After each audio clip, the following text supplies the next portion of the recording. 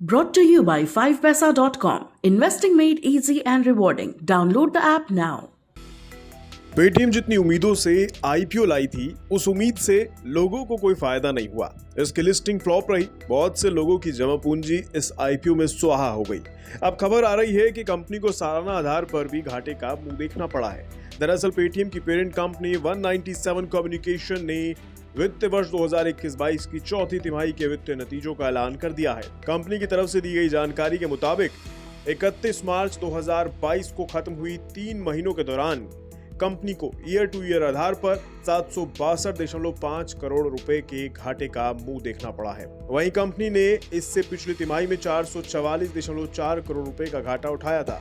हालांकि इस घाटे के बावजूद कंपनी ने दावा किया है कि उसका कारोबार सही रास्ते पर है और एबिडिटा के मामले में वो सितंबर 2023 के तिमाही नतीजे आने तक ब्रेक इवन की हालत में आ जाएगी। ये तो जब होगा तब देखा जाएगा, लेकिन कंपनी ने जानकारी दी है कि कंपनी को चौथी तिमाही में ऑपरेशन से 1541 करोड़ रुपए की रेवेन्यू हासिल हुआ है, जो पिछले साल की समान अवधि के मुकाबले 89% ज्यादा है। इसके अलावा चौथी तिमाही में कंपनी का एबिडिटा लॉस 368 करोड़ रुपए रहा, जो इसके पिछले साल की समान अवधि के मुकाबले 52 करोड़ रुपए ज्यादा है। 2021-22 के पूरे वित्तीय वर्ष के दौरान कंपनी का एबिडिटा लॉस 1518 करोड़ रुपए रहा, जो वित्तीय वर्ष 2020-21 के 1655 करोड़ रुपए के घाटे की तुलना में 8% कम है।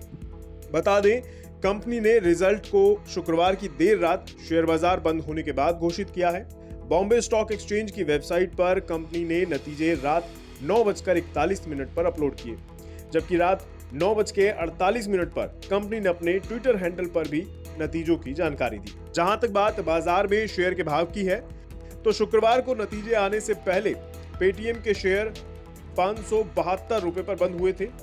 कंपनी के शेयर इस साल की शुरुआत से अब तक 57% से ज्यादा गिर चुके हैं। पेटीएम की पेरेंट कंपनी 197 कम्युनिकेशन नवंबर 2021 में अपना आईपीओ लेकर आई थी, जिसमें इसके शेयर 2150 रुपए में जारी किए गए थे, लेकिन तब से अब तक इस शेयर ने अपने निवेशकों को लगातार निराश किया है। एलआईसी का आईपीओ आने से पहले तक पेटीएम का 18,300 करोड़ रुपए का इशू देश का सबसे बड़ा आईपीओ भी था। एलआईसी का आईपीओ आने से पहले तक पेटीएम का 18,300 करोड़ रुपए का इशू देश का सबसे बड़ा आईपीओ भी था। अब यह स्थान एलआईसी के नाम है। आगे पेटीएम अपने निवेशकों को निराश ही करेगी या फिर उनकी उम्मीदों पर खरी भी उतरेगी, ये तो वक्त ही बताएगा। बने रहे दस्तक के साथ।